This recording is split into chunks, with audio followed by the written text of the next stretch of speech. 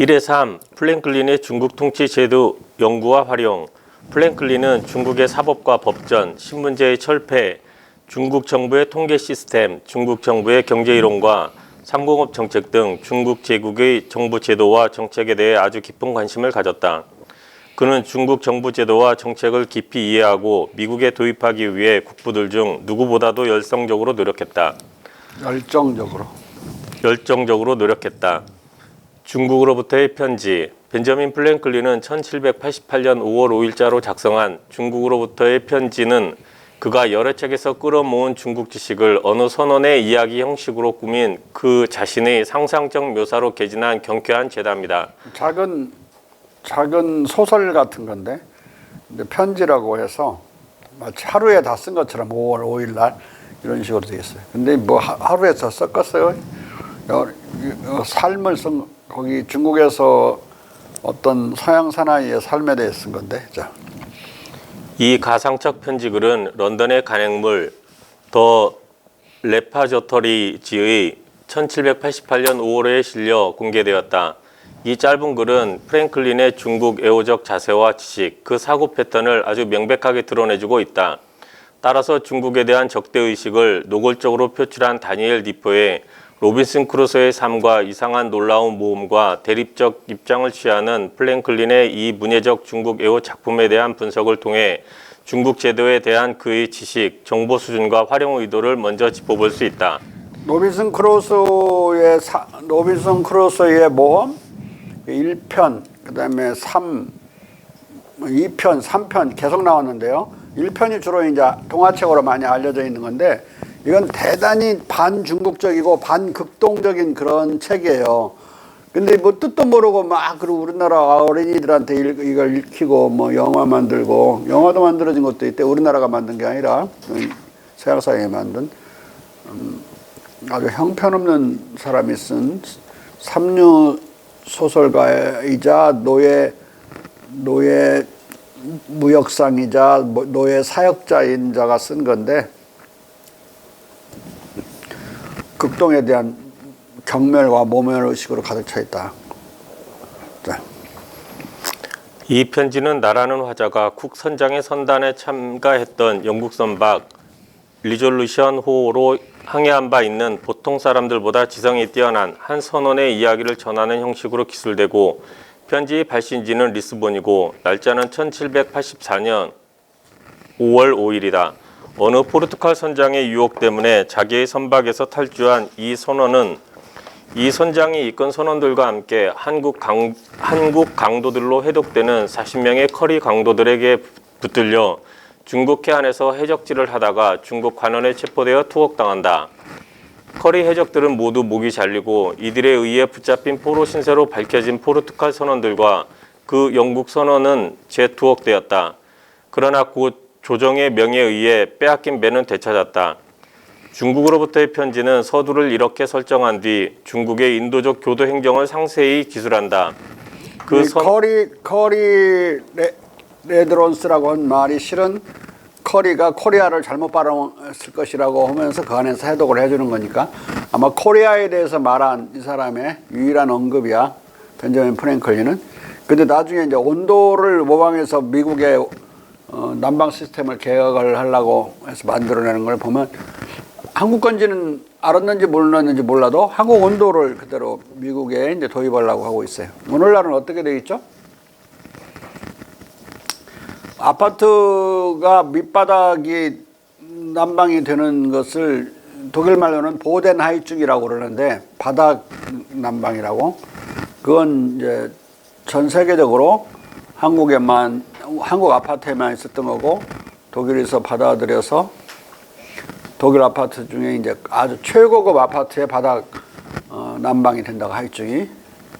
그게 이제 전 세계로 지금 확산되고 있는데 우리나라는 서민 아파트건 좋은 아파트건 관계없이 다 바닥 난방이잖아요. 바닥 난방 아니면 안 팔리더라. 근데 독일에서는 아주 고급 아파트만 그렇게 서양이나 미국도 다 고급 아파트만 한 걸로 돼 있어요. 그래서 어떤 서양 여자아이가 처녀가 한국에서는 다 그러면 보덴하이증인가 이제 다 그렇다고 그러니까 이거 언제부터 온 거냐? 옛날부터 온 거다. 그럼 옛날에 양반 귀족 집안에서 하인들이 살았던 그 문간방도 보덴하이증이는 소리 끓이는데 이게 더 뜨거웠지. 그 고택을 찾아가서 그 하인들이 살았던 그 방에 이제 난방 시스템이 온돌 시스템이 되어 있는 걸 보고 서양 하인들에 비해서 엄청나게 대접을 잘 받았다고. 서양의 하인들은 그 제일 꼭대기층 뭐라고 하지? 그 다락방에 살면서 전혀 온돌이라는 걸 그 수백 년 수천 년 동안 그 하인들은 겨울에 그런 난방을 경험을 못 해봤다는 거예요. 추위를 견딜 수 있어야 하인이라는 말이 생길 정도로. 근데 그런 걸 보고 놀란다고. 물론 뭐 하인들에 대한 놀라운 어떤 대접을 해준 건 아닌데 그냥 난방 없이는 못 사는 줄 알았던 유일한 민족이었을 뿐인데 오늘날은 이제 가장 비싼 아파트에는 서양에는 설치되고 있다. 가격이 더 비싸요. 그 보덴하이증이 영어로는 뭐라고 하는지 모르겠네. 베이스 히팅인가? 그냥 그대로 직역해가지고. 그냥 플로우 히팅. 플로우 히팅 그래? 어떻게 알았어 너는? 잠깐 산 적이 있어요. 어디서? 영국에서. 영국에서? 그 고급 아파트였는가 보네. 예. 벌써 또 신분이다. 문제는 이게 지금은 전 세계적으로 확산되고 있는 거야. 내가 그 이제 1980년 중반 정도에 유학 가 있을 때 내가 아르바이트처럼 처음 해줬던 것이 이 온돌. 독일은 이제 온도를 일찍이 받아들여서 한국 걸. 그래갖고 독일 놈들이 또 개량한 게 있어요. 이게 완전 온돌이 아니라 이제 거기 전기로 난방을 하는 거니까 또 걔네들이 또 전기는 발전되어 있으니까 좀 더 개량되어 있으니까 우리는 이제 주택공사에서 독일 놈들을 어떻게 기술을 발전시키는가 알고 싶어갖고 책을 사와가지고 주택공사에서 나보고 그걸 번역해 달라고 하더라고. 이 이과의 자연공학적인 용어들이라 엄청 어렵던데 아무튼 뭐 낑낑거리고 해주었는데 그때 막 기술 교환이 독일하고 한국 사이에 온도를 두고 보덴하이증을 두고 벌어지는 시점이니까 오늘날은 벌써 40년 전 이야기야. 한 3, 40년 전부터야 그 독일에서 내가 그 독일 걸 번역해 준 그 시점으로 3, 40년 뒤에야 세계적으로 확산되기 시작한 것 같아. 어? 모르겠어. 미국 사람들은 지금도 모르는 사람도 있을 거야. 왜냐하면 걔네들은 상층만 가버리면 밑에는 어떻게 그런 게 있는지 없는지 모르고 사는 경우가 많으니까. 상하층이 쉽사리 우리나라처럼 막 뒤섞일 수 있는 공간도 없어요. 영국 같은 데는 펍 가는 사람하고 클럽 술집 가는 사람하고 완전히 다르지. 들어가지도 못하잖아. 클럽 술집은. 에? 이게 서민이 가는 술집하고 부르주아나 귀족이 가는 술집은 완전히 다르다고. 아마 귀족은 술집 가지도 않을 것 같은데 자기 집에서 먹지. 자기 집에 술집 차려놓고. 부르주아들이 가는 데는 이제 막 호텔 바 같은 데 있는데 일반 대중이 접근이나 할 수 있나. 한 잔에 막 10만 원씩 막 그러는데 5잔 먹으면 50만 원 되거나.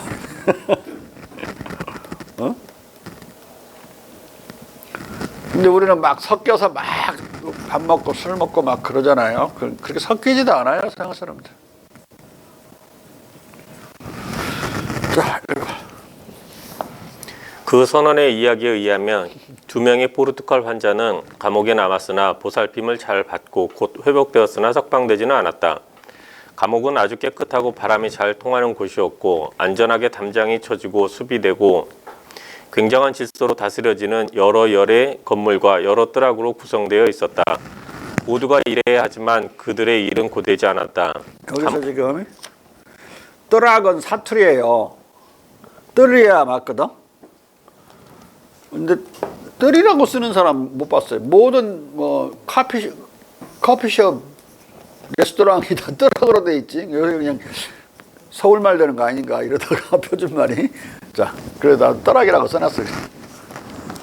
뜰이라고 하니까 개념이 안 잡히더라고요.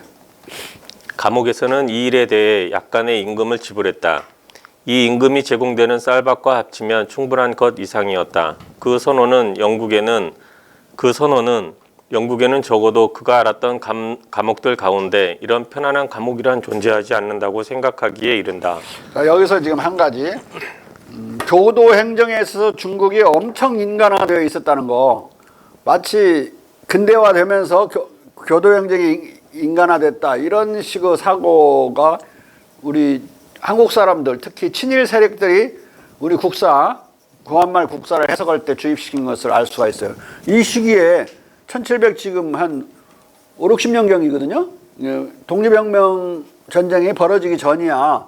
근데 이때 중국에 대해서 이렇게 생각하고 있었던 것은 뭐 행정제도나 기타 교도 행정이 훨씬 앞서 있었고 인도주의적인 원칙에 따라 되고 있었다는 걸 지금 나타내는 거예요.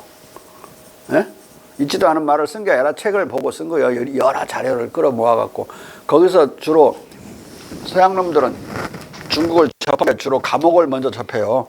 잡혀가가지고 갇혀서 지내다가 중국 근처에서 무역하려고 얼쩡대다가 엄청 잡혀 들어가요. 포르투갈, 스페인, 뭐 네덜란드 이런 사람들이. 그러니까 감옥에서 지내고 와가지고 많은 책을 내. 도처에서 대부분 이제 중국으로부터 레터스 프롬 더 차이나인데 여기도 이제 레터스 프롬 차이나잖아요. 자. 편지는 이어서 중국의 살만한 농촌 생활을 상세하게 묘사한다. 그 선언은 중국어 공부에 전념해 일상에서 소통할 정도가 되었다. 가장 모범적인 수용자들의 일부는 가을에 이웃 농촌 사람들을 지원하는 활동을 하는 것이 허용되었다. 그들은 종종 북경의 교황 선교사들에게 종종 편지를 써 간청했다. 그러나 답신이 없었다.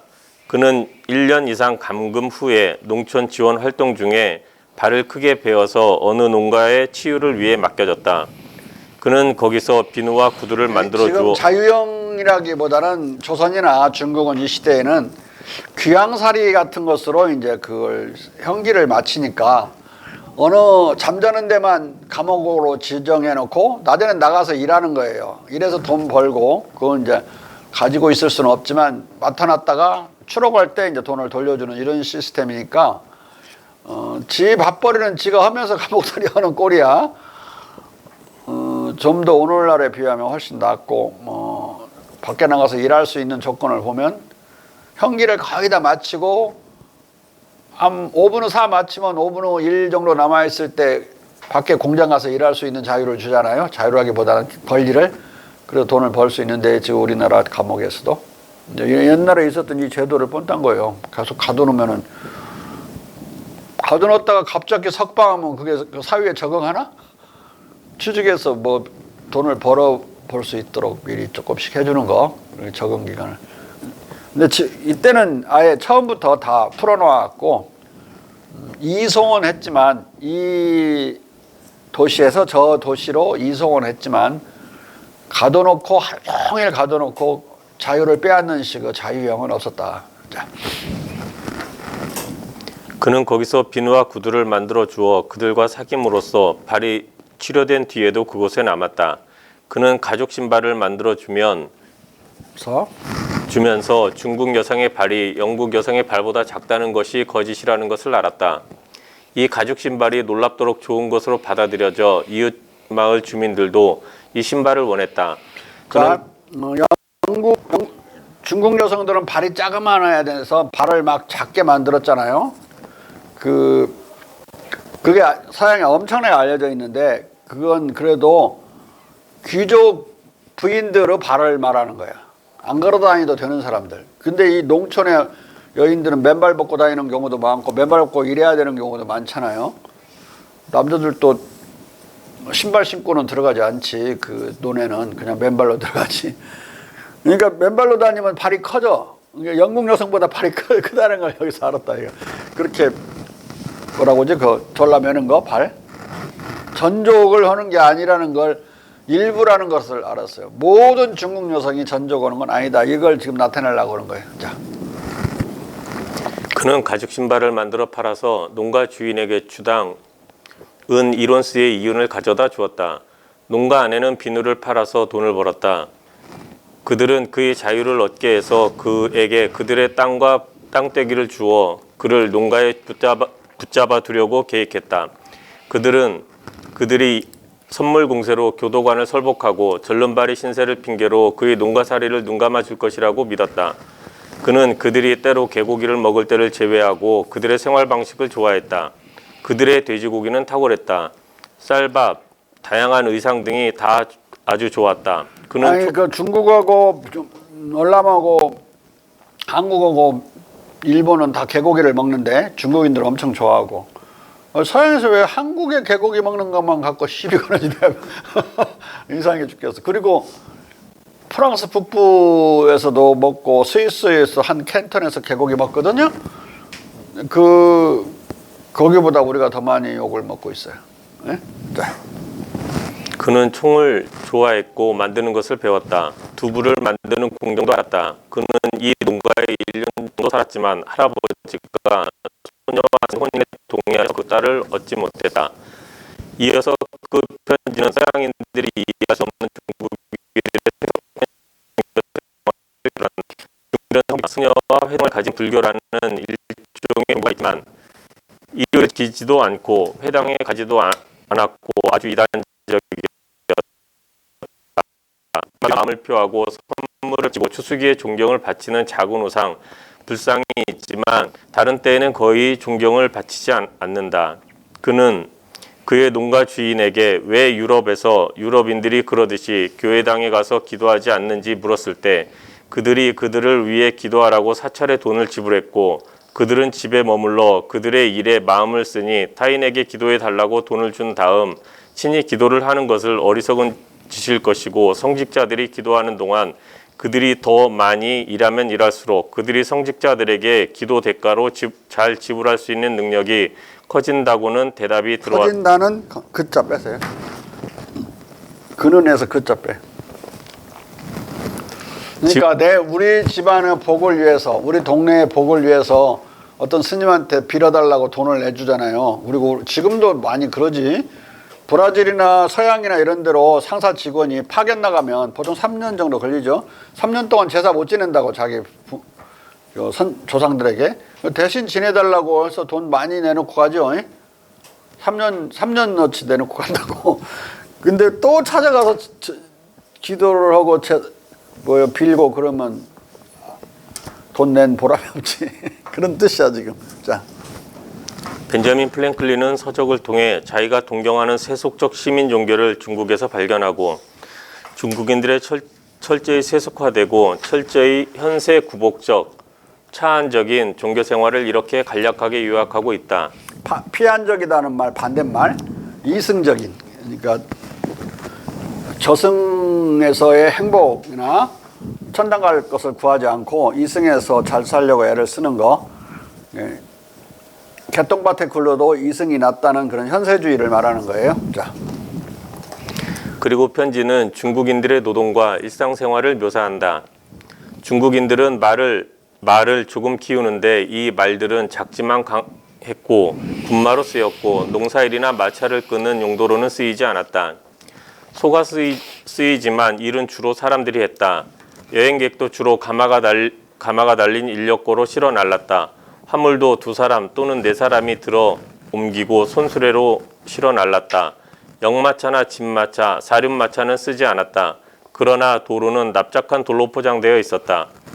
그리고 편지는 중국인들이 왜 말을 적게 기르는지에 대한 과학적 설명을 가한다.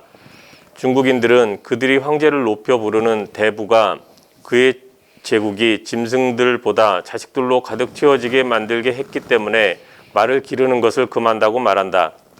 말 한 마리는 6사람을 먹일 만큼 많은 식량을 생산할 땅을 요한다. 어떤 대부들은 말 한 마리를 취미로 기를 허가를 얻는다. 그리고 편지는 토지의 자유매매에 대해서도 언급한다. 뭐 이게 말이나 소를 많이 기르면 사람이 먹을 걸 말이나 소가 많이 먹어서 사람이 많이 늘어나야 되는데 오히려 마소가 더 늘어나는 꼴이 돼서 그걸 그렇게 기르는 걸 반기지 않는 거 허가받아야 기를 수 있게. 근데 문제는 인도 같은 데서 소를 잡아먹을 수 없게 만들었잖아요. 잡아먹을 수 없게 뭐 금지하지는 않았는데 중국 같은 데는 기르는 것을 이제 별로 좋아하지 않은 거지 국가에서. 인도는 이제 만약에 소를 잡아먹고 소를 그래서 잡아먹기 위해서 기른다면은 소가 차지해야 될 자라는데 필요한 초지 면적은 더 어마어마하게 넓어서 사람이 농사지어서 아주 인텐시브하게 집약농법으로 그 곡류를 생산하는 것보다 훨씬 많은 면적의 초지를 먹어치워서 곡류를 생산해서 먹을 때는 저렇게 13억씩 정도가 살 수가 있는데 만약에 소고기나 돼지고기를 막 먹어서 그러면 30% 정도밖에 칼로리가 섭취되지 않고 70%가 날아가는데 말이나 소나 돼지를 통해서 걸러서 올 때에 비해서 그러면 그 인도의 자연은 완파돼 버릴 걸로 봐요. 환경학자들이. 그러니까 이 소를 못 먹게 만든 데는 이제 그런 종교적인 계율이지만 대단히 중요한 환경과의 균형, 이퀄리브리엄 문제가 들어있다. 중국도 인구가 엄청 많은 나라니까 인도처럼 종교적 계율로 만들진 않았지만 별로 안 좋아하는 그런 거 마소를 많이 길러가지고 그냥 그걸 막 부려먹는 그런 꼴을 별로 반기지 않는 그런 정책들을 쓴 것 같아요.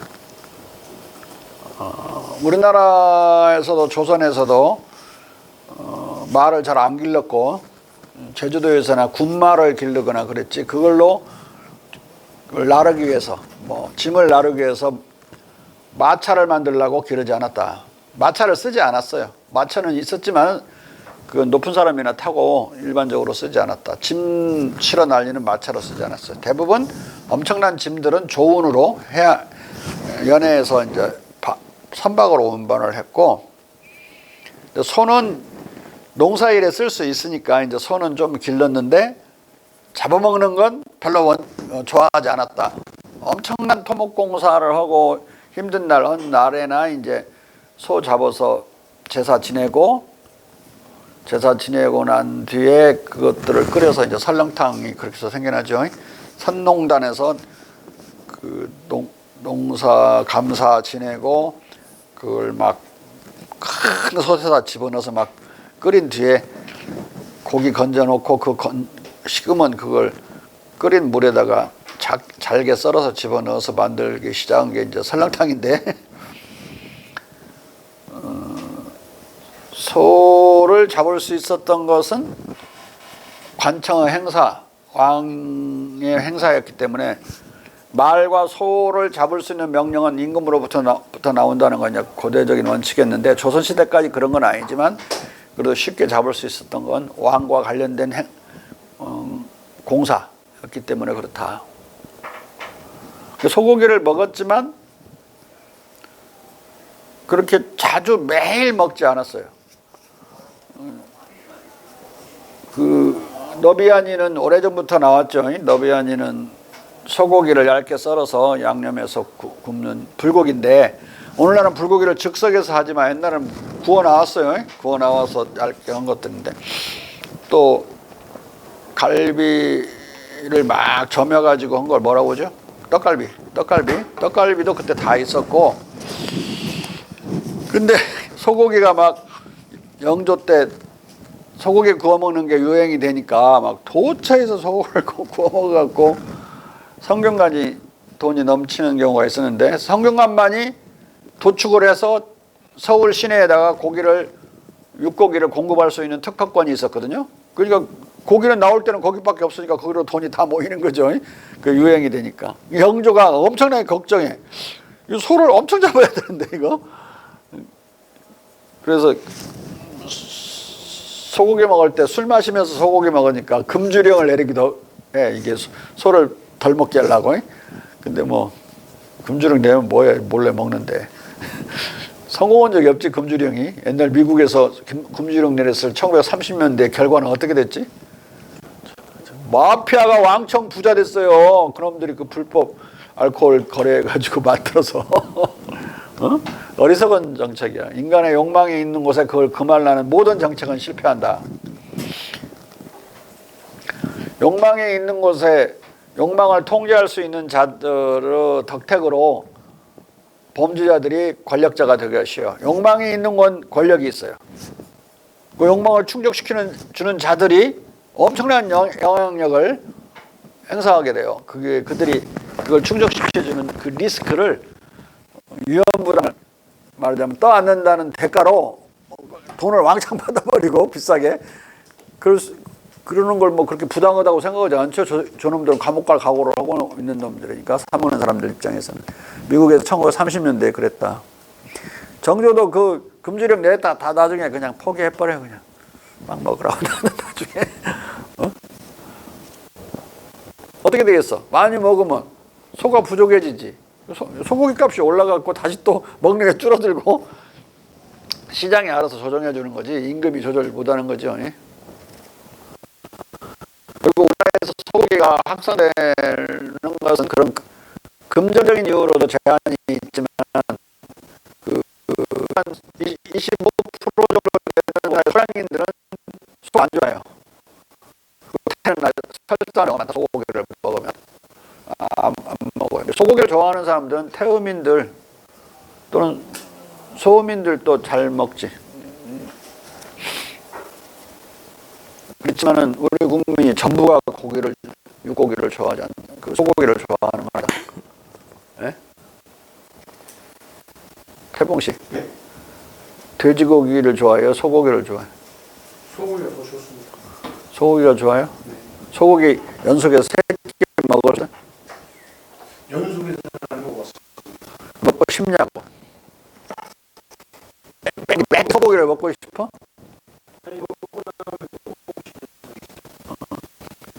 돼지고기는 안 그렇고, 돼지고기 2끼, 3끼 이상 먹을 수 있어요?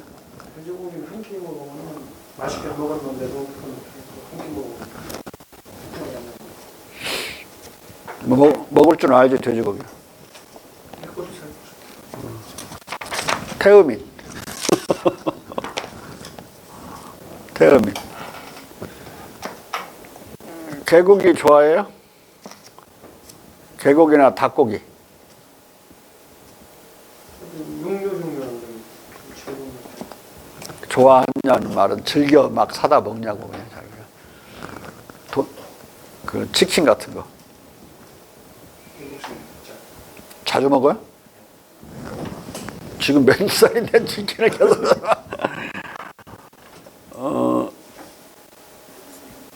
그게 한뭉텅이로 같은 거예요. 그 치킨하고 개고기하고 양고기가 아주 뜨거운 음식이에요. 이건 소량이 아주 좋은 음식이고 태우면에게는 있으면 먹는 거지 자기가 밝히는 말이야. 소고기를 밝히죠. 태우민들은 소고기를 많이 먹을수록 무병장수도 있고. 그러니까 돼지고기나 모든 육류를 다 먹어요. 그 태우민은. 근데 돼지고기보다는 소고기를 더 좋아하니까 아까 내가 연속해서 먹을 수 있냐고 물은 거예요. 잘못 물으면 태우민한테는 나는 가리가 없어요. 뭐 가리는 게 사실 여기서 먹을 수 있냐는 질문에는 약간 떠나갈 수가 있어요. 이제 이 소민들은 돼지고기는 이제 한 끼 이상은 못 먹고 한 끼 먹더라도 잘못 먹으면 탈나는 경우가 있다. 근데 태양인은 소고기를 한 끼만 먹어도 탈나요. 그 바다 물고기는 태양인에게 좋아서 무병장수의 음식이지만은 모든 육류가 안 좋다고. 굳이 육류 먹어야 된다면 돼지고기 먹으면 탈을 면할 수 있는 태양인. 소양인은 육류를 별로 좋아하지 않아요. 기본적으로 야채류를 좋아하고 바다 물고기를 좋아하고. 그런데 딱 육류 하나를 좋아하는 게 있는데 돼지고기야. 삼겹살. 삼겹살 아니더라도. 영지 안 그래? 저 소양이니까. 여기 소양이네. 아까 쭉 묘사한 거 자기 자신인지 알았어요? 여기는 태음인이지. 돼지고기 연속해서 3끼 먹을 수 있어? 조리법이 다 조기법이 다 달아면 먹을 수 있어? 뭔 소리야? 돼지고기 냄새나서 못 먹어. 다른 체질은 이건 소양인만 먹을 수 있어. 그래서 두 끼째 보면 냄새 맡으면 벌써 이상한데 뭐. 이게 그 소고기는 먹을 수 있다고. 소고기는 이렇게 해주면 이렇게 먹고 저렇게 해주면 저렇게 먹고. 정우는 네가 이제 너 자신을 알렸다. 말해. 저는 일단 열성 음식은 다 피해야 되고요. 아니 그 의사가 처방한 거 말고 네 그냥 기호로 말해. 기호로. 소고기, 돼지고기 둘 다 좋아요. 둘 다 조금 먹어? 한 2끼 정도까지 가요. 두 개 다? 네. 정확히 말해. 어느 쪽이야? 2개 다 있는. 대신 닭고기를 안 먹었어요. 닭고기를 안 먹어? 그러면은 닭고기를 안 먹는다. 내가 좋아하는 거. 인삼 냄새가 좋다냐? 인삼 차 냄새? 못 먹습니다. 너는 소양이냐? 소양인이 자기 소양인이지 아닌 척을 하고 지금 이게 엄폐를 딱 했는데 바로 인삼 냄새 물어보니까 들켜버리잖아요. 인삼 냄새는 좋은 사람. 전 태음인들은 태봉 씨하고 우리 희주는 인삼에 대해서는 대면에 있으면 먹고 없으면 안 먹는 정도. 근데 싫어하지는 않아요. 근데 소양인들은 싫어해 적극적으로. 태양이는 더 싫어하고. 태양이는 그거 먹으면 큰일 나거든. 아파버려. 그 녹용 이런 것도 다 소음인에게 좋은 음식이고 태음인에게는 먹으나 마나 똑같아. 해로운 것은 없어요. 태음인은 진짜 이 한약이 효과가 안 나는 그런 사람 체질이에요. 체질들이. 특정한 어떤 병이 없는 한 몸보신을 하려고 먹어봤자 돈만 들어가는 사람들이 태음인들이다. 근데 한약이 비싸잖아. 근데 대체로 보험이 안 되니까. 근데 이제 한약이 아주 효과가 좋은 사람들이 소음인들이에요, 다. 우리나라 인구의 35% 정도. 여름에 보신탕은 음인들이 먹어야 되고 몸을 보양하는 것. 에?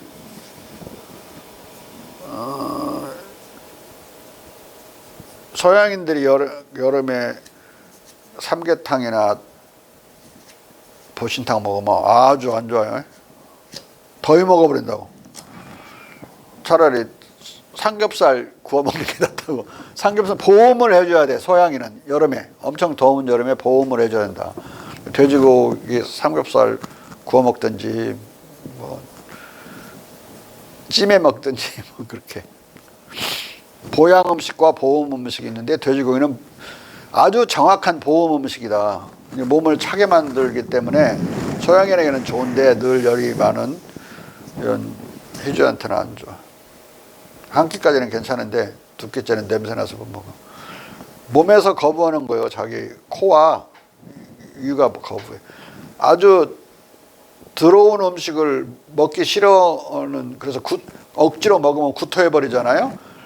자기 위에도 뇌가 있어. 위에도 이 뇌가 뇌에만 집중되어 있는 게 아니라 분산되어 있기도 하고 어느 정도. 네? 그러니까 아프면 뇌로 전달돼서 뇌가 아프고 그러지 않잖아요. 찌른 자리 그 자리가 아프지. 그게 이제 아파하는 그 느낌을 가진 데가 뇌거든. 뇌가 분산되어 있듯이 위는 위로 들어오는 것이 나쁜 거면 지가 알아서 지 판단으로 토해버리게 만드는 그런 능력이 있어요.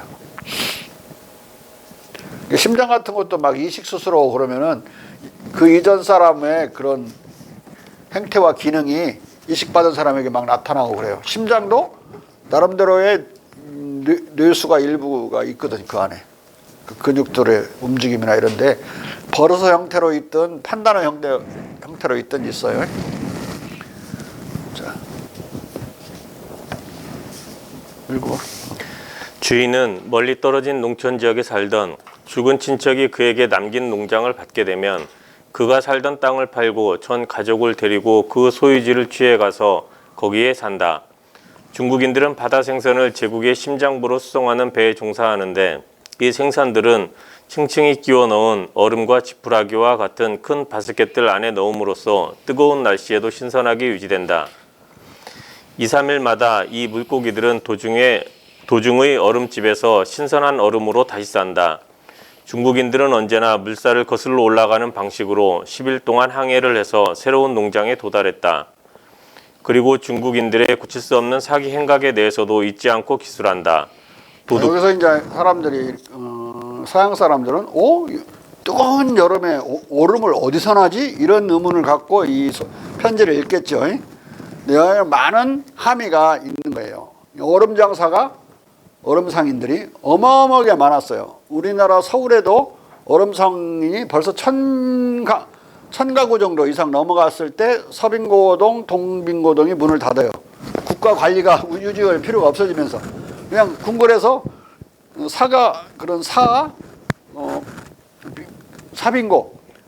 사빙고에서 사면 되지 관리를 파견해서 동빙고, 서빙고동에다가 그렇게 할 필요가 없었어요. 그러니까 1000명 가까운 1000상점 가까운 데에서 한강에서 얼음을 여름에 톱으로 잘랐다가 깊은데 빙고에 넣어놨다가 여름에 파는.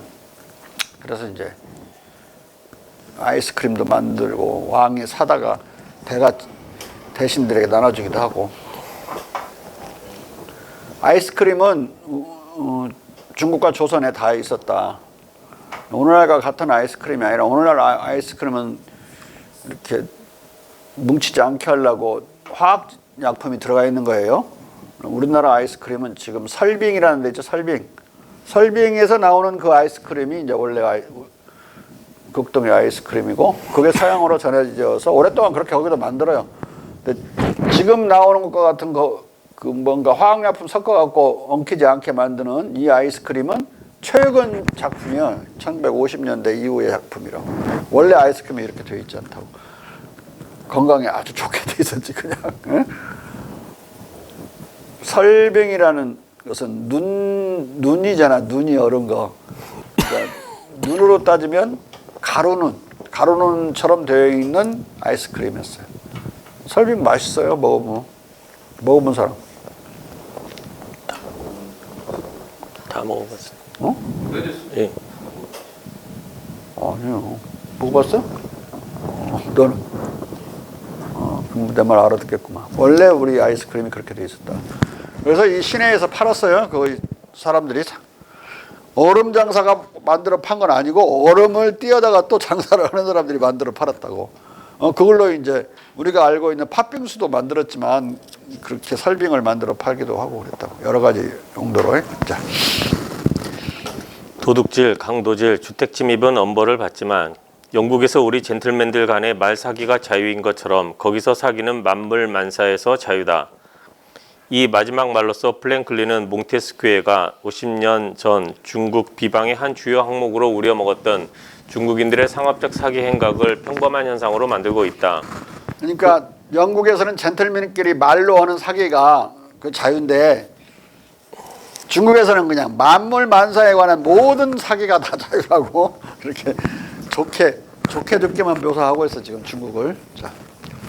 그 영국 선원은 틈새를 봐서 그 농가를 떠나 다른 데로 달아났다가 다른 관원들에게 붙잡혀 신문 끝에 가까스로 의사소통을 하여 풀려났다. 신문을 했던 관리는 국비로 그를 난파당한 선원들과 함께 광동으로 보내 조국으로 귀국할 수 있도록 조치해 주었다. 광동 선박을 기다리는 동안 만다린의 정원에서 일을 했다. 그곳은 차 산지였다. 그곳 사람들은 진짜 차 외에도 방대한 양의 가짜 차를 생산해서 외국으로 수출했다. 그는 단 감자 잎으로 보통 차를 제조하는 과정을 관찰했다. 중국인들은 이것을 사기라고 말하면서도 외국인들이 이 차를 마찬가지로 또는 진짜 차보다 더 좋아하기 때문에 거기에는 해로운 것이 아무것도 없다고 주장했다.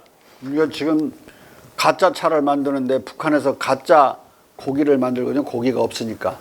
돼지고기를 가짜로 만들고 밀가루를 가지고 중국인들이 잘 그러잖아요. 중국인들이 그 상어 지느러미를 뭐라고 하지? 샥스핀을 가짜로 만들어요. 잘못 사면 저 가짜 사. 근데 탈북자들이 와가지고 자기들이 가짜로 만들어 먹었던 가짜 고기 음식 있지? 그게 그리워가지고 또 가짜로 만들어 먹어요. 한국에서도. 그러듯이 가짜 차에 대한 특별한 수요가 또 생긴 거야. 진짜 차에 대한 수요도 있고 가짜 차에 대한 수요도 있고 두 개 세퍼레이트 된 거죠. 그 말을 하고 있는 거야. 자. 도착하는 모든 선박에 진짜 차를 선적하는 것은 불가능했다. 중국은 그 많은 양의 진짜 차를 공급할 수 없었다. 지난 몇 년 동안처럼 수요가 계속 증가한다면 중국의 모든 차나무 잎사귀들은 이 수요를 맞추기에 충분치 않았다. 그들은 몸소 차를 마시지 않았으나 적당하게 마시면 건강에 해롭지 않다고 말했다. 그는 중국인들은 차를 그렇게 영국인들이나 이런 그 유럽인들처럼 중국 거니까 희귀하고 그래서 엄청 좋아하고 광적으로 좋아하지만 중국인들은 그렇게 좋아하지 않아요. 중국인들이 차를 좋아하려면 소음인들이어야 되는데 소음인이 많지 않거든요. 중국인들은 52% 이상이 다 소양인들이고 성질나면 엎어갖고 나라가 150년 이상 가기 힘들잖아요. 우리는 한번 나라가 들었으면 500년 막 그러는데, 그러니까 개혁을 하려다가 안 되면 엎어버리고 새 나라를 세우는 게 이제 중국의 전통인 건 성진을 급한 사람들인 나 같은 사람들이 많아서 이제 우리 이서영 의원 같은 사람들 많아가지고 영재하고 나하고 이제 이서영 의원하고 엎어갖고 새 나라를 만들고 이걸 더 좋아하는. 그래서 그런 사람들은 차를 별로 안 좋아하거든. 차 맛을 알지도 못하고. 근데 미세하게 가를 정도로 아는 사람들은 소음인밖에 없어요. 근데 소음인이 남쪽에만 퍼져 산다. 그러니까 남쪽에서 차가 생산돼요. 근데 이 차가 얼마나 만들기 힘드냐면 9번을 덮어야 돼. 응?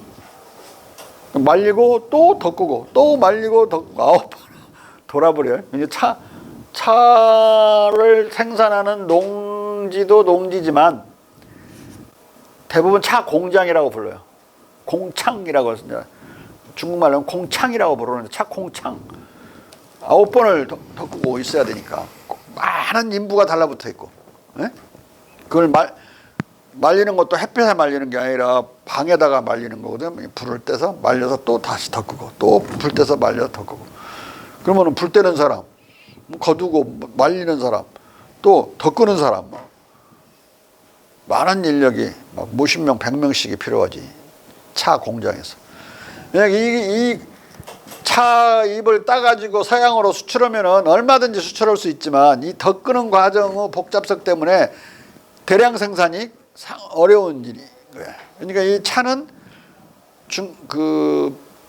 영국과 네덜란드와 프랑스, 독일 이런 데서 도자기니 뭐니 비단이니 모든 걸 다 짝퉁 생산을 하는데 성공하거든요. 19세기 중반을 넘어가기 전에 다 성공한다고. 18세기 중반 정도면 다 성공해. 그래서 중국 것을 수입하지 않아도 될 만큼 거의 뭐 산업 자립화가 벌어지는, 요새 말로는 수입 대체 산업이 이제 성공하게 되는데, 그러면서 중국이 이제 서서히 몰락의 길로 가게 되거든요. 그러니까 중국을 나쁜 버릇을 들이는 거지. 서양이 가만히 앉아 있어도 끊임없이 물건을 띄러와 가지고 사가니까 앉아서 그냥 물건만 만들면 됐던 중국인들, 안주하는 자본가들이 생겨난 거야. 모험적인 자본가가 아니라 있으면 와서 사가니까 그냥. 근데 나중에 사러 오지 않는단 말이야. 왜 안 사러 오지? 의문을 갖지 않고 안 사러 오면 안 팔지 뭐. 그러면서 문을 서서히 닫아가고 실업자들이 서서히 생겨가고, 그러면서 산업은 이 안락사하는 식으로 천천히 내려가요. 못 느껴. 가난해지고 있는 것을 못 느껴. 왜냐하면 150년에 걸쳐서 가난해지는데 그걸 어떻게 느껴? 갑자기 가난해진다면 막 뭐 걸기대회를 하고 뭐 하고 어쩌고 저쩌고 하겠지만, 그런데 끝까지 중국이 패권을 놓치지 않고 있었던 게 차다. 이게 차나무를 독일에 심어도 죽고 영국에 심으면 더 죽고 프랑스에 심어도 죽는데 이걸 어떻게 짝퉁 생산이 불가능한 품목인 거예요. 이게. 그래서 이제 그걸 어떻게 해가지고 인도에 옮겨 심으니까 살아났어. 근데 인도에서 차잎을 딸 수 있을 때까지 차가 성숙하게 자라려면 10년 이상 걸리거든요. 차나무가. 10년이 지났어.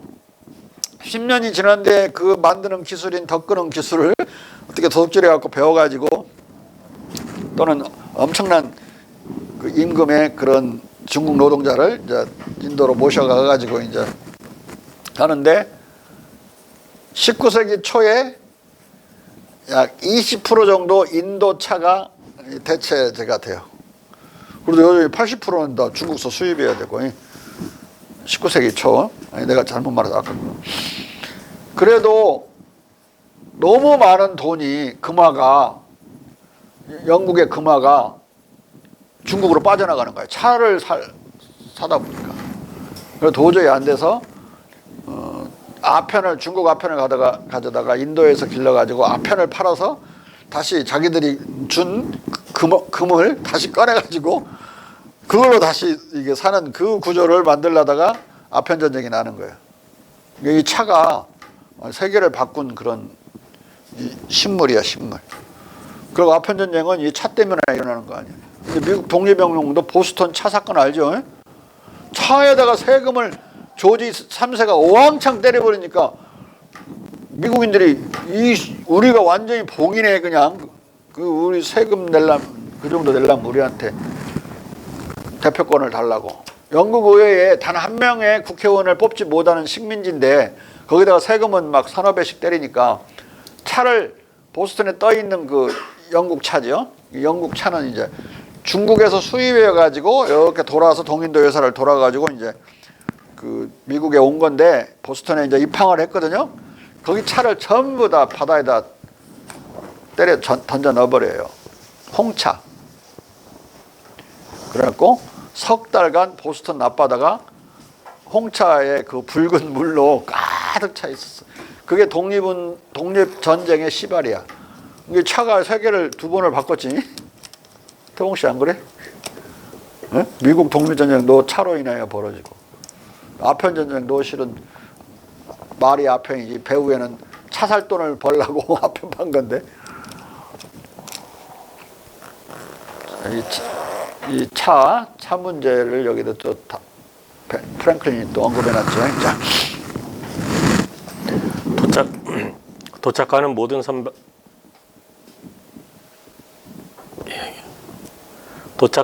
선박에 진짜 차를 선적하는 것은 불가능했다. 중국은 그 많은 양의 진짜 차를 공급할 수 없었다. 지난 몇 년 동안처럼 수요가 계속 증가한다면 중국의 모든 차나무 잎사귀들은 이 수요를 맞추기에 충분치 않았다. 그들은 몸소 차를 마시지 않았으나 적당하게 마시면 건강에 해롭지 않다고 말했다. 그는 광동으로 가는 도중에 대량의 도자기가 만들어지는 성의 한 지역, 경덕진에 일주일 동안 머물렀다. 많은 농부들이 여가 시간에 찻잔이나 접시를 만들기 위해 일하는 단체에 작은 화덕을 가지고 있었다. 그들은 이 도자기들을 상인들을 위해 많은 양의 도자기를 모으는 가게 주인들에게 팔았다. 이 도자기는 아주 쌌다. 이 도자기를 만드는 거대한 공장이 중국에 있었던 게 아니고 특히 경덕진은 도자기를 만드는 세계적인 공장이었는데 거대한 공장이 있는 게 아니라 점포들이었어요. 한 많아야 7, 8명이 고용되어 있는 점포들.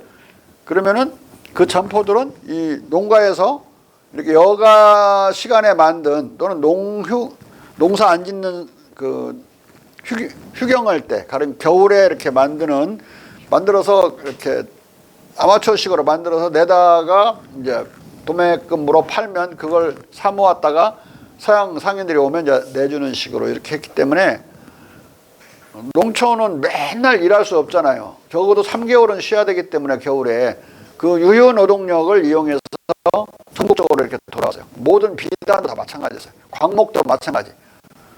그러니까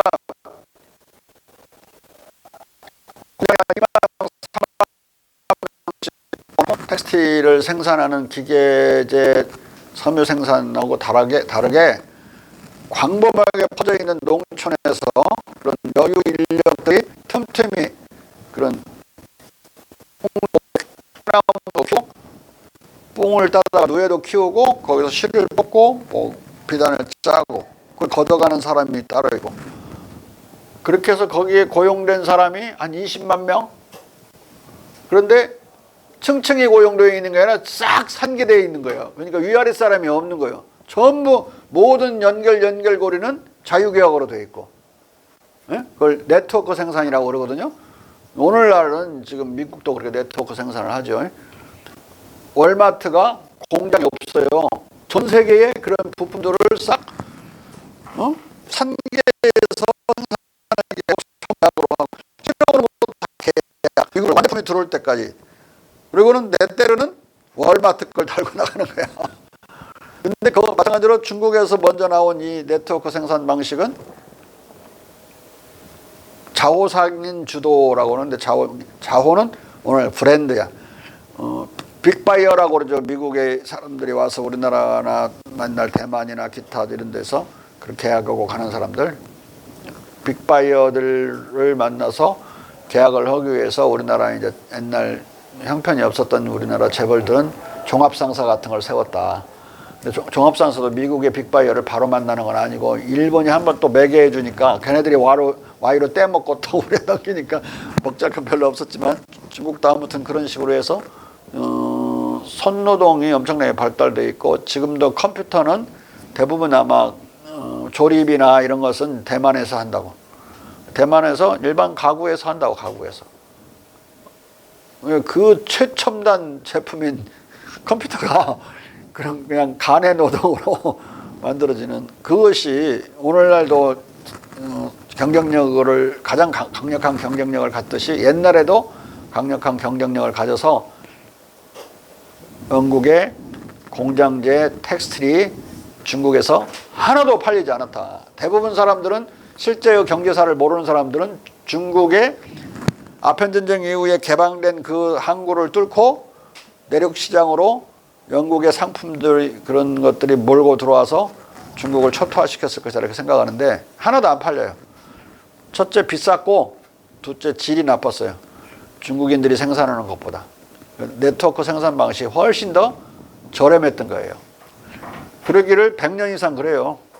이게 중국은 아편전쟁이 지고 나서 큰 타격을 입고 충격을 받았지만은 자기들의 생산 방식인 네트워크 생산 방식을 통해서 다시 일어나서 1910년, 20년대에 세계 4대 무역 대국으로 다시 복귀한다. 그래서 잘 나가려고 그랬더니 만주사병이 나고 또 잘 나가려고 그랬더니 이제 37년에 중일전쟁, 태평양 전쟁이 이제 나는 이런 것 속에서 어려워졌는데 전쟁이 끝났으니까 또 잘 나가려고 그러는데 공산당이 집권했어. 세월을 50년 정도 허송해버린 거예요. 그러고 나서 80년대에 개혁개방을 해갖고 이제 그때서 가려고 그러니 언제부터 허송했어? 1930년부터 전쟁에 들어가기 시작해가지고 80년이니까 50년, 반세기를 다른 나라는 막 발전하는데 반세기가 날아가 버린 거예요. 응? 북한이 마치 60년, 70년이 허송된 거나 마찬가지죠. 뭐 공산주의 한다고 치고 저렇게 돼버려요.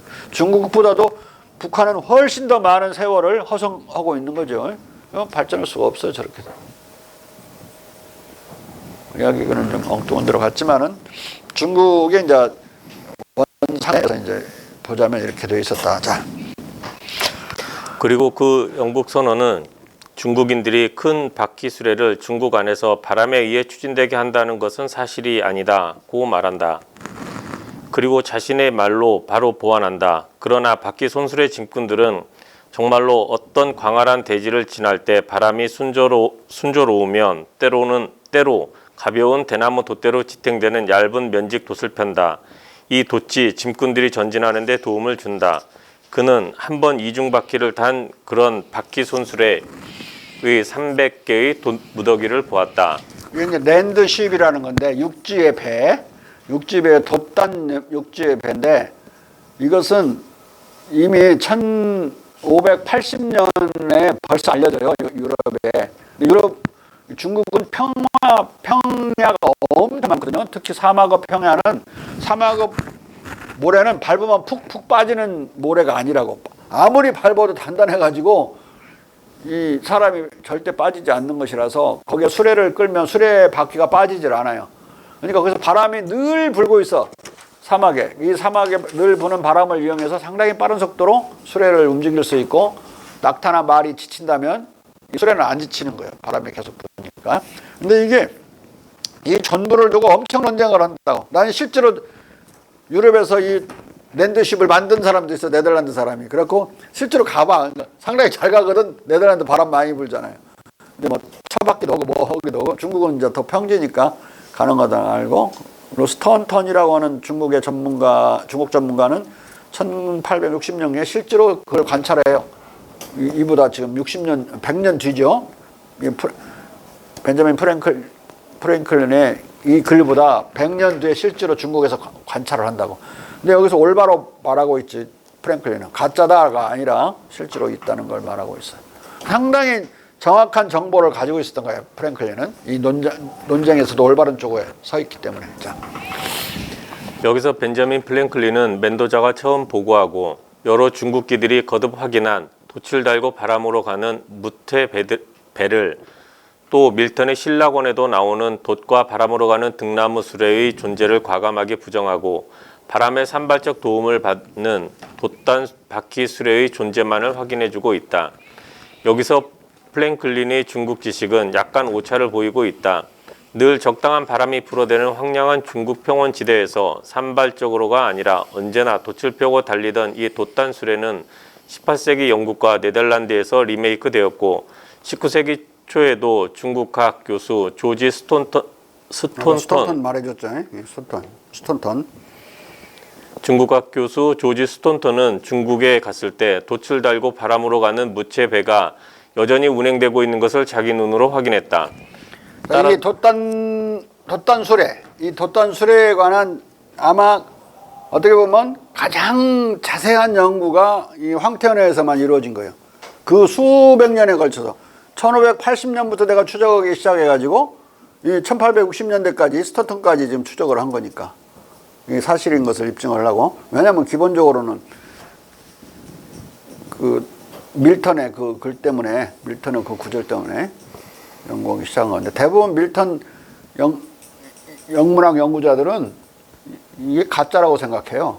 알지도 못하면서. 그러니까 기술적으로 발전된 중국을 묘사하려고 밀턴이 돛단 육지배를 말하는 거거든요. 얼마나 우리보다 기술이 앞서 있는지에 대해서 말하려고. 기술적 선진국으로서 중국을 묘사하려고. 자. 따라서 무배에 대한 프랭클린의 저 과감한 부정은 그릇된 것이다. 이 한 가지 사실을 제외하면 중국으로부터의 편지에서 프랭클린이 묘사한 중국 정보는 대단히 정확하고 다양하고 상세한 편이다. 또는 모든 기술이 중국의 우호적인 내용이고 심지어 중국인들의 경제적 사기까지도 감싸줄 정도다. 이런 중국 정보와 지식을 바탕으로 프랭클린은 중국의 법제화 정책 그리고 중국 산업기술 등을 배워 미국에 도입하고자 한다. 중국 사법에 대한 플랭클린의 관심과 중국 법전 입수를 위한 외교구상. 플랭클린이 1720년대 이래 공자 철학과 인류에 대한 공자의 솔선수범적 도덕 교육 방법에 경이로운 영향력에 매료되어 있었고, 제퍼슨도 중국 문화에 매료되어 대통령 시절에도 젊은 미국의 이상으로 중국의 절제적 대외 불간섭 정책을 지원했다. 플랭클린을 비롯한 중국의 국부들은 많은 점에서 공자의 견해와 다르지 않은 통치관과 법률관을 가졌다. 중국처럼 덕스러운 치자와 식자들로 구성된 관료기구에 의해 다스려지는 평화적, 안정적 농업제국의 비전은 젊은 나라를 크게 매료시켰다. 이런 긍정적 중국 정치관이 중국의 사법제도와 법전에도 확장되었다. 플랭클린은 청년 시절부터 중국의 절제된 사법행정과 시민적 우호와 화합을 통한 쓸데없는 송사의 억제를 지향하는 공자의 사법관에 관심을 가졌다. 그 증거는 펜실베니아 가제트에 게재한 2개의 전제문의 대부분이 두 번째 전제문의 대부분이 중국의 고대적 사법작용과 관련된 것이라는 점이다. 앞서 이미 소개했듯이 1938년 3월 21일자의 1~2면에 실린 Continuation of the Morals of Confucius 제하의 전제문을 상기하면 다음과 같이 시작한다. 고대 중국인들이 그들의 법률 소송과 관련해서 기록하고 실행한 것보다 더 큰 덕성 관념을 준 것은 아무것도 없다. 그들은 누군가를 해치는 행동이 먼저 시작되어서는 아니 된다고 가르친다. 소송의 일반적 부수물이자 귀결인 그 사기, 가혹행위, 적대심은 사람들에게 부적절하다. 천하가 천하가 통일과 일치 속에 살아야 하고 또 이 목적을 위해 쌍방 당사자들을 화해시키거나 평화 애호를 고취함으로써 말하자면 그들의 이성을 갱신하고 향상시키도록 그들을 끌어들임으로써 소송이 일어나는 것을 막거나 그것의 생성 단계에서 진압하려는 극도의 노력을 기울이는 것은 만인의 의무라고 가리킨다. 이것은 증자 자신의 말이다. 그리고 이어서 이 전제문은 소송과 관련해 가장 언급할 만한 것으로 판사들이 어떤 소송을 법정 앞으로 가져가기 전에 취한 이례적인 주의 조치들, 즉 말의 관찰, 얼굴의 관찰, 호흡의 관찰, 답변의 관찰, 눈의 관찰을 설명한다. 외모적 표시에 의한 이런 사전 판단으로 고대 재판관들은 마음속에 숨긴 대부분의 생각을 알아내고 정확한 재판을 하고 아주 많은 사람들을 법률 소송과 사기로부터 벗어나게 하고 그들 안에서 공정과 화합에 대한 애호심을 일으켰다. 플랭클린은 미국인들 안에서 공정과 화합에 대한 애호심을 고취해 소송의 절대량을 줄이고 벌어진 소송의 경우에는 공정한 소송을 보장하려고 한 것이다. 공자가 내가 3년을 다스리면 소송이 줄어들 것이다. 소송을 없게 할 것이다. 이런 말을 한 걸 중용해서 알죠. 그런 구조를 해설한 것을 이 사람이 그대로 자기 것으로 만든 거야. 자. 중국의 공정한 사법제도에 대한 플랭클린을 비롯한 미국인들의 호감은 미국인과 중국인 간에 이어진 법적 처리에 어느 정도 반영되었다. 가령 광동 상인이 미국 바이어들과 필라델피아 법정에서 소송을 제기했을 때 중국 상인들의 요구는 진지하게 접수되고 일반적으로 공정하게 받아들여지고 불편부당하게 처리되었다. 훗날 벤저민 플랭클린은 중국의 사법제도에 대한 자신의 신뢰감을 중국 법전을 얻으려는 대중국 외교까지 구상하는 선까지 확장한다. 미국 혁명의 개막기와 초기 수년간 그는 미국 독립에 대한 프랑스의 지원을 얻는 3인 전권위원회의 위원에 임명되어 이 외교 업무를 맡았다. 이 외교 업무를 맡았었다. 이때 프랭클린은 신생국가 미국의 법제를 만들기 위해 중국 제국으로부터 중국 법전을 얻으려는 구상을 한다. 1776년 5월 2일 미국 의회는 1977년 5월 2일 미국 의회는 전권위원들을 외국 조정들에 나누어 배정하는 것에 아주 동의하고 그 목적을 위해 위원들을 파견했고 사 나포선들을 중국에 프랑스에서 출항시키기 위해서도 사 나포선들을 프랑스에서 출항시키기 위해서도 위원들을 파견했다. 이 결정이 있기 2, 3주 전 플랭클린은 의회가 제안한 3인 전권위원회의 위원 아더 리와 외국 조정 담당 위원회의 아이디어를 훨씬 넘어가는 대화를 가졌다. 플랭클린과 리는 중국 정부에 대한 그들의 찬양의 의견 일치를 보았다. 그리고 리가 플랭클린에게 그들의 신흥 백성으로서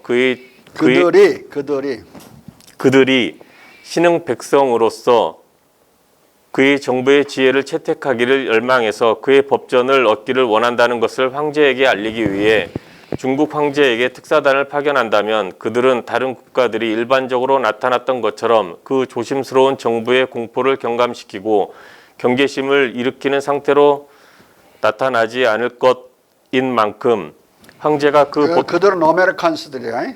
미국인들은 이런 뜻이야.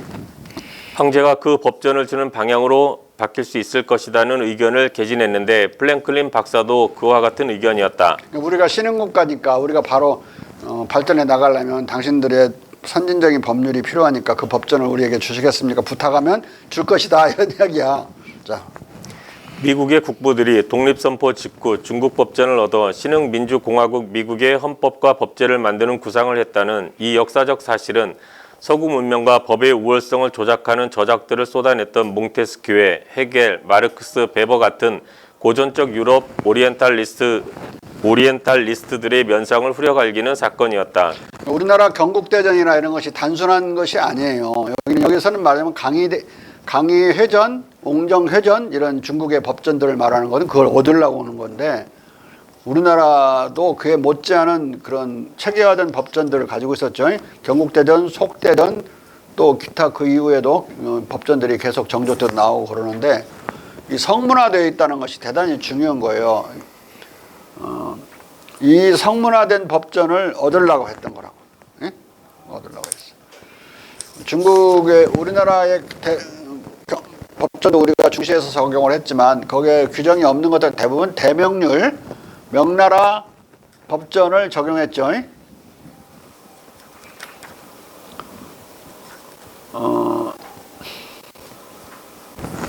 최재우가 처형된 게 좌도난정이라는 법규인데 좌도난정이라는 법규는 경국대전에 없다. 대명률에 있는 법규예요. 너무 왼손을 많이 써갖고 좌쪽, 그러니까 좌익적인 논리를 많이 써서 백성을 현혹시키는 경우를 그래서 정사를 어지럽히는 걸 좌도난정이라고 그래요. 우도난정도 우리가 조심해야 되지만 좌도난정도 조심해야 된다고. 너무 백성 위주로 가고 국가가 부정돼 버리는 경우지. 그렇게 되면 너무 국가주의로 가면 또 백성이 부정되고 한쪽으로 너무 치우치지 않게. 지금 민주당은 좌도난정이에요. 자. 이 구상은 국부들이 중국 헌법을 얻어 복제하기보다 자기들의 헌법을 쓰는 것으로 마감되었을지라도 공정한 중국 법제에 대한 미국인들의 인정과 동경은 아직도 미국 정치학자들이 불평하는 바로 그 미국 정치의 예외주의적 법률주의 안에 살아있는 것으로 느껴진다. 미국은 대부분 법으로 따지는 시기에서 그걸 법률주의 리갈리즘이라고 그러거든요. 정치가 숨통이 끊기는 경우가 많은데 정치가 숨통이 끊기면 정치적으로 해결이 안 되면 막 저놈들은 막 총 들고 날뛰잖아. 막 의회도 쳐들어가 버리고 막 그런 식으로. 지나친 법률주의와 지나친 폭력이 막 평행하게 진행되는 나라? 미국은 그런 나라야. 자. 중국의 국가 통계 제도에 대한 플랭클린의 관심과 통계 제도 도입 촉구. 국가 통치의 효율적 경영을 논할 때 플랭클린은 중국 제국의 정부 통계 시스템의 효율성에 주목했다. 그는 펜실베니아 정부가 이 중국 통계 제도로부터 뭔가를 배우기를 희망했다. 그는 한 서한에서 이렇게 권고한다. 나는 중국에서 백성의 수와 생산된 양식의 양에 관한 보고서가 매년 작성된다는 것에 대해 얼마간 읽었다. 이 보고서는 황제에게 전달되고 황제의 장관들은 이것으로부터 어떤 지방에서 일어날 것 같은 부족 사태를 예견하고 어떤 지방으로부터 그 부족분이 적시에 가장 잘 조달될 수 있는지를 예견할 수 있다. 이 보고를 수집하는 것을 용이하게 하고 가가호호에 들어갈 필요와 질문을 던지고 답하는 시간을 소비하는 것을 막기 위해 각 집은 매년 일정한 시기 동안 집 밖에 걸어두는 작은 판자를 제공받는다. 이 판자 위에는 주민들이 수나 양을 표시해야 하는 일정한 말들이 기입되었다. 16세 이하의 모든 이들은 어린이로 계산되고 그 이상의 모든 이들은 남자와 여자로 계산된다. 정부가 원하는 정부의 어느 다른 세부 항목들은 같은 판자 위에 왕왕 표시된다. 그리하여 각 구역에서 이 보고들을 수집하는 업무에 지정된 관리들은 대문들 앞을 지나가면서 가정을 조금도 귀찮게 하지 않으면서 판자 위에 발견한 표시들을 그들의 치부책에 기입하기만 하면 된다. 잘못 표시하면 처벌된다. 이웃들은 각자 다른 사람의 보고의 진위를 서로 거의 알 수밖에 없는 만큼 그들은 감히 허위 표시로 타인의 고발을 당하지 않는다. 중국의 정부 통계 방법과 통계 제도의 채택을 촉구하는 이 서한에서 플랭클린은 중국의 오랜 통계 보고 시스템을 긍정평가하고 아주 상세히 설명해주고 있다. 18세기 프랑스 이게 이제 스타티스틱스라는 것이 국가에서 내는 거라 스테이트라는 국가라는 말하고 연결되어 있다고 그러면서 이 통계로 주민들을 파악해서 작사를 내려고 하는 그런 주민 파악 방법, 장악 방법이라고 해석을 한 게 미셸 푸코예요. 서양의 고유한 근대가 개막되면서 서구 국가의 근대화란 요따위 것이었다라고 이제 하는 건데 정신 나간 소리지. 이 지금 통계 인구 센서스 기술이 지금 중국에서 갔는데 그게 어떻게 서양의 고유한 계몽주의 시대의 국가야? 이영재 박사. 알지도 못하고 막 떠들기만 하면 되는 줄 알아 서양에서. 그러면 무슨 학설이 나오고 막 되지도 않는 소리. 여기 지금 벤저민 프랭클린이 쓴 편지야. 실제로 이렇게 간다고 국가가 중국처럼 흉내내서 인구 센서스를 하게 된단 말이에요. 네? 이걸 이렇게 부러워한 것은 그 당시에 어느 나라도 서구 나라는 인구 센서스가 없었다는 이야기란 말이에요. 네? 자. 18세기 프랑스 계몽주의자들에게 언제나 호기심거리로 다가왔던 중국의 인구 센서스와 각종 정부 통계는 이렇게 유럽에서만이 아니라 신생 미국에서도 큰 관심거리였다. 미셸 푸코가 유럽 고유의 산물로 오해한 유럽의 근대적 국가 통계 제도는 실은 이렇게 중국의 국가 통계 시스템을 모방해 발전한 것이다. 중국 국가 통계 시스템의 이런 모방 과정에서 플랭클린은 바로 선구자였던 것이다. 그러니까 느닷없이 놀라운 이상한 그런 태제로 미셸 푸코는 대단한 그런 철학적 또는 학문적인 명성을 한때 얻었지만 그게 다 이상하잖아요, 그 태제들이.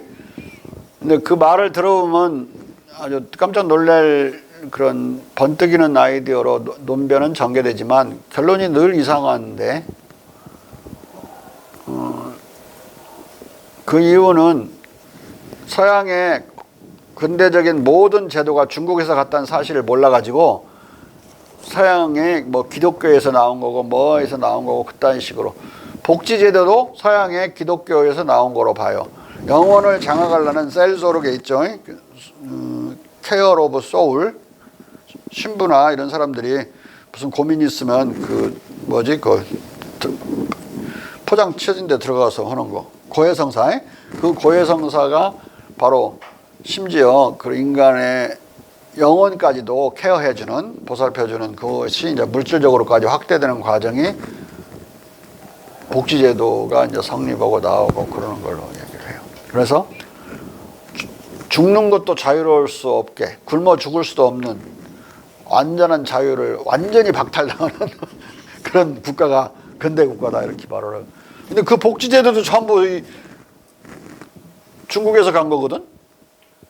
단 하나도 복지제도에 있어서 그들이 앞서간 거 없어요. 중국 걸 어떻게 하면 가져올 것인가에 대한 논의는 많아도 그것이 자기들의 고유한 정책이라고 말한 자들은 하나도 없다. 그 나중에서 100년 뒤에 나오고 150년 뒤에 나온 미셸 푸코 같은 무식한 놈들이 하는 소리지. 19세기 복지제도를 만들 때 18세기 말에 만들고 19세기 말에 만들 때 비스마르크가 만들 때 그게 뭐 고유한 복지제 그 국가의 연속이라고 봤어요. 국가의 고유한 형태는 정우 서양의 고유한 국가는 뭐였어? 복지가 있는 국가였어? 야경 국가였지. 백성이 먹고 사는 문제는 국가가 신경 쓰지 않는 그런 야경 국가였다고. 플라톤 이래의 전통이야.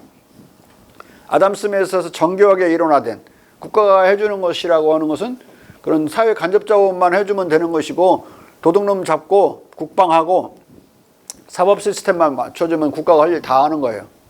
나머지는 간섭하면 안 돼. 자유주의 국가지요. 근데 자유주의 국가의 놈들은 시장에서 수요가 있으면 발생하는데 수요를 줄일 수도 있는 복지 시스템, 국가로부터 뭐 복지 혜택을 받으면 시장 참여를 별로 하지 않을 게 아니냐. 노동력도 안 팔려고 그러고. 그건 쓸데없는 걱정을 하는.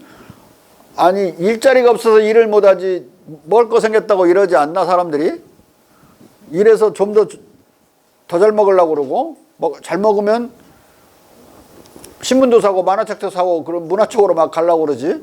그런 쓸데없는 걱정을 하면서 자유주의 원칙에 어긋나니까 복지제도를 하면 안 된다. 그게 모든 리버럴리스트들의 입장이었고 그리고 그것이 악성, 독성 종교인들하고 결합해요.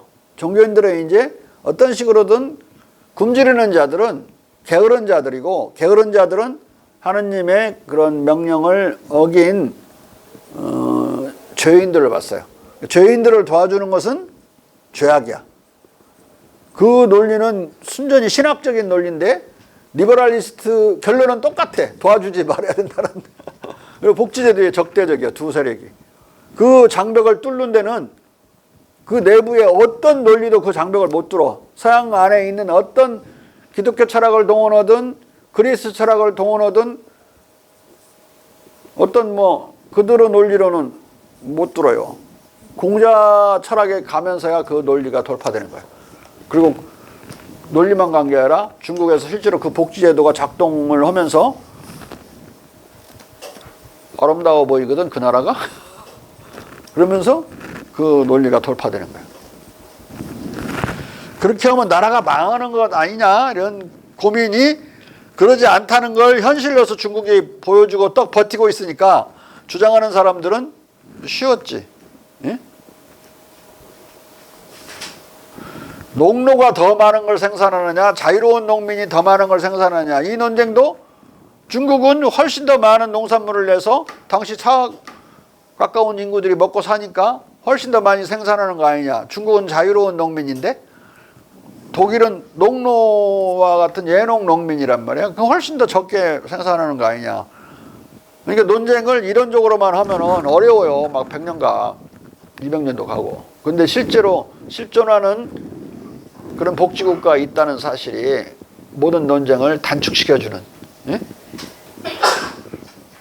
근데 17세기만 하더라도 중국을 인용하면은 이단이라고 이교 국가를 인용한다고 칠 수가 있었지만 벌써 18세기 중반을 넘어가면서는 그런 소리를 할 수가 없는 공자 인용도 막 자유롭게 하는 상황이 벌어졌기 때문에 19세기 가서는 더 그런 상황이 벌어지고 문제는 아편전쟁이었어요. 아편전쟁에서 중국이 지고 나서 종이호랑이라는 게 드러나면서 중국을 인용하는 게 이교적인 비난이 두려워서가 아니라 설득력이 떨어져서 중국을 잘 인용을 않고 관료제가 도입되는 과정, 공무원 임용고시 제도가 도입되는 과정에서 애를 먹어요.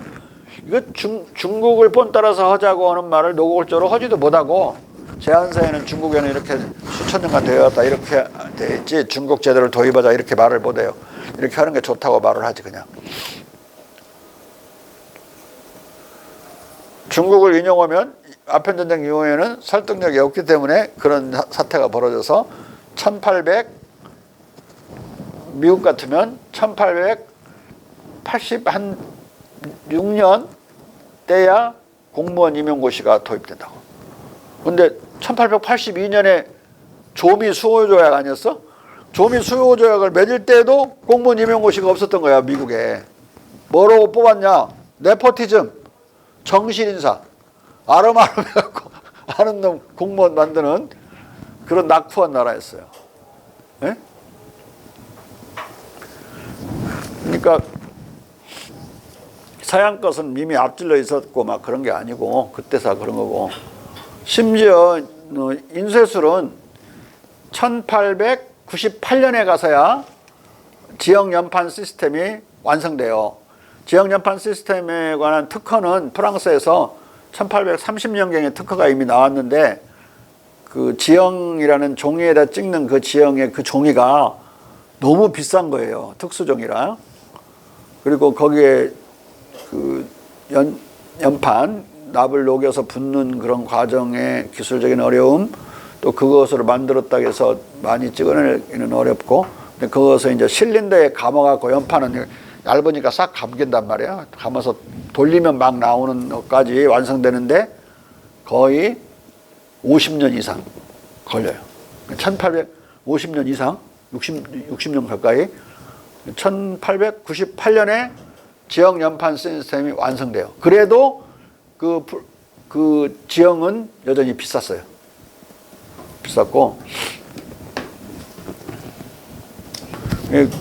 처음에는 습식 지형이었는데 좀 축축한 그게 이제 드라이 건식으로 하는 걸 미국 사람들이 발명해서 계속 개선을 해요.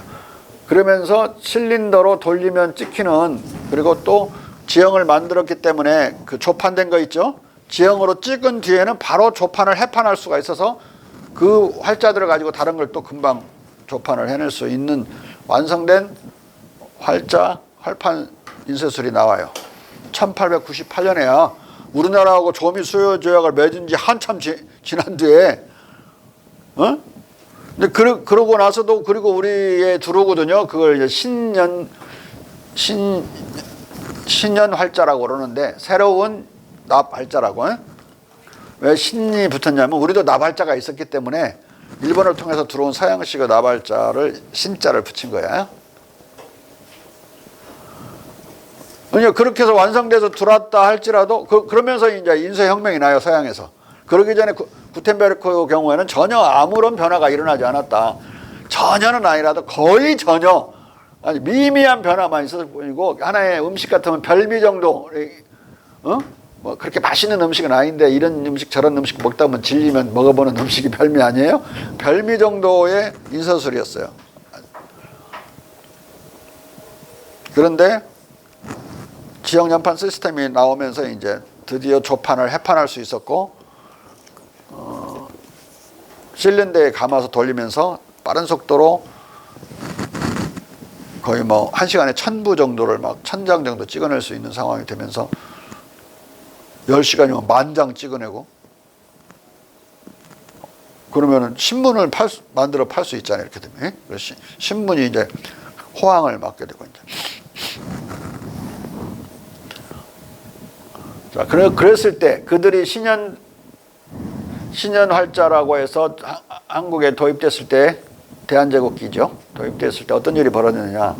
여전히 그 지형은 비쌌기 때문에 우리의 금속활자가 계속 경쟁력을 발휘해요. 가격 경쟁에서. 그래서 일제시대를 관통해서 우리 금속활자가 계속 쓰여지고 목활자가 쓰여진다.